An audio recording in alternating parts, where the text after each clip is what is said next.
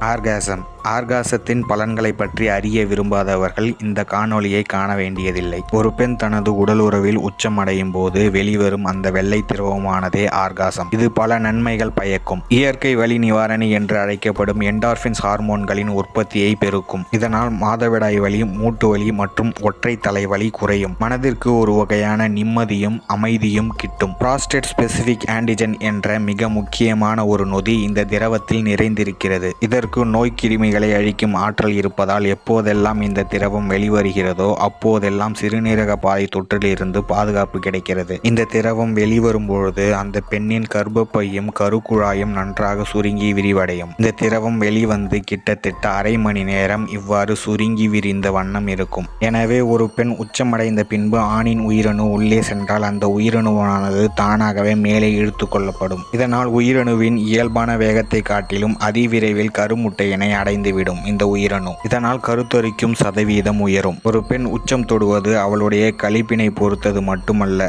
அவளின் உடல் ஆரோக்கியம், மன ஆரோக்கியம் போன்ற பல்வேறு கூறுகளையும் அடிப்படையாக கொண்டது. இது ஒரு மருத்துவ விழிப்புணர்வு வீடியோ மட்டுமே. இந்த வீடியோ பிடிச்சிருந்தா சேனலை மறக்காம சப்ஸ்கிரைப் பண்ணுங்க, லைக் பண்ணுங்க, ஷேர் பண்ணுங்க, கமெண்ட் பண்ணுங்க.